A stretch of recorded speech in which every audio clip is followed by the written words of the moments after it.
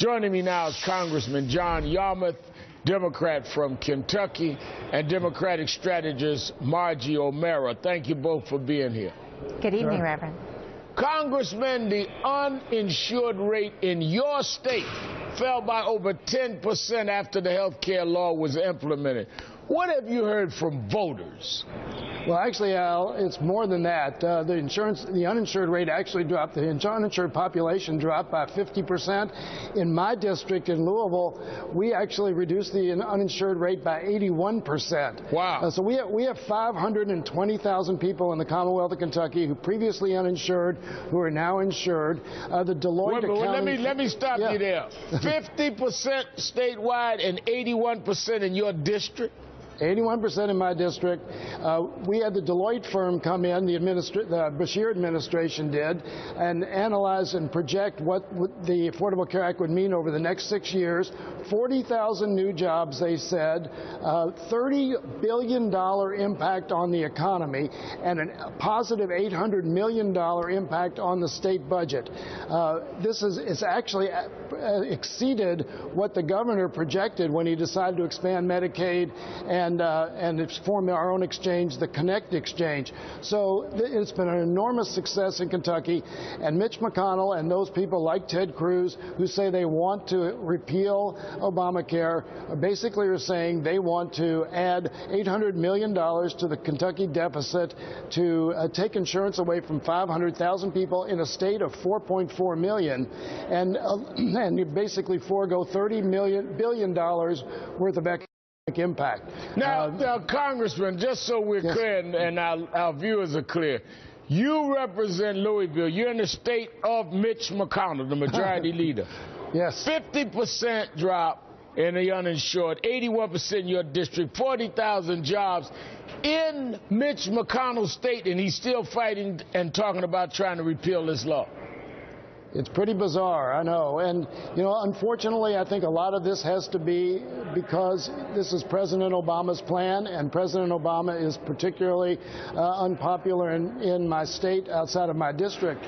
But the reality on the ground, again, 500,000 people who now have insurance who didn't, people who are feeling much more secure about their families, even people who had insurance, they now don't face lifetime or annual caps so that a single accident or a serious disease won't bankrupt their families. I mean, this is an enormous benefit for the people of the Commonwealth of Kentucky, and it's crazy that Mitch McConnell was able to get reelected after wanting to take all these benefits away from our citizens. Margie, Marco Rubio is out today with an, quote, off-ramp from the Affordable Care Act.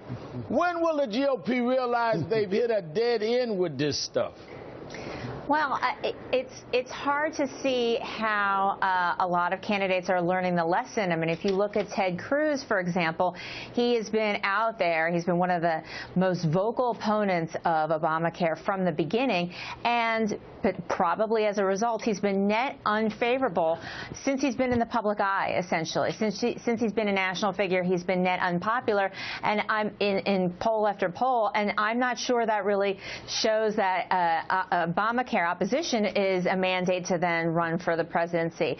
Now, in the case of Marco Rubio, I think he's at least trying to take into account public sentiment. I mean, he does acknowledge we have to accept the reality that if health care changes as a result of King versus Burwell, we need to provide some kind of health care, some kind of option for the people who may lose care. And that does reflect public sentiment. We may disagree with the specifics, but it does reflect public sentiment. The Kaiser Family Foundation polling shows that even a majority of Republicans want to see Congress take action if people in states around the country, I think it's about 9 million people, lose care. Even Republicans want to see that happen. So I think you'll see more candidates, if they're really taking the temperature properly of the entire electorate, are really going to be able to, you know, try and think that people want to see care continue, not decrease. Well, Congressman, despite the fact that you and others have given some concrete examples of the progress and of how this has benefited people,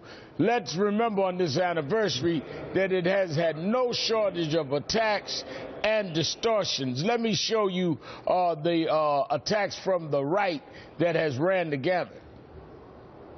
This law that is so massive, burdensome, bureaucratic, and confusing that it's collapsing under its own weight. Let's repeal this failure before it literally kills women, kills children, kills senior citizens. Making our health care premiums enormously, unsustainably more expensive with death panels to boot. Obamacare is the biggest job killer in this country.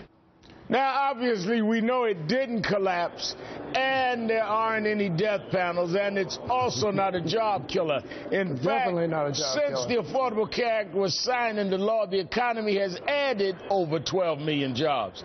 Has the success of the law drained the power out of these Republican attacks, Congressman? Well, a little bit, but unfortunately we still have so many people out there who, again, associate the Affordable Act with an unpopular president in many places, and they refuse to look at the facts. What's happened in my state, for instance, is across the river in Indiana, Governor Mike Pence, who refused to expand Medicaid, has citizens who've seen what's going on across the river and with their neighbors and friends, and so he's had to basically kind of circumvent the politics and say, well, we want to expand Medicaid without actually saying we're expanding Medicaid. So he got a waiver from the federal rules so he could accept the money and cover several 100,000 Indiana citizens. So again, when people are aware of what positive benefits there are in areas that have embraced the Affordable Care Act, they're putting pressure on their governors and their legislatures to do something different. In many states, unfortunately, like Texas and some others, that pressure isn't there. Now, Margie, are the political consultant, operative strategist here on the opening segment. Explain to me this. Every Republican mentioned as a potential 2016 candidate wants to repeal the Affordable Care Act, every one of them. It was a losing strategy for the GOP in 2012. How do they feel is going to be a winning strategy in 2016?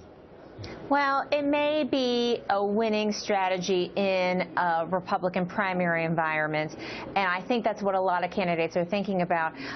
Once you start showing some support for Obamacare in any form, or even just a less fervent opposition to Obamacare, then you paint yourself as a moderate. And in the current climate, being a moderate in a Republican primary is not a path for success. Candidates who are seen as being moderate are not doing as well in the Republican primary. So I think that's where this is coming from. And it is very unpopular with Republican primary voters. That's just the nature of our political environment right now. And obviously they're primary voters. So I think it's just a reflection of that. When people are going to start when people start listening to stories of their voters, of their constituents saying, hey, I need help, that's a different kind of story than a Republican primary voter who says, look, I just want someone who's just going to rail against the president. I hope that we're going to see some candidates try to have, as Jeb Bush has called them, adult conversations about some of these, but even he is also opposition to Obamacare, just like the rest of the field. So I think we need to see more Republican candidates really taking a cue from where the voters overall are, which is what polls show, rather than just what they're hearing at conservative conferences. And show concern for the American people. I mean, we're talking about over 16 million people and still counting that really need this. But Congressman John Yarmuth and Margie O'Meara, thank you for your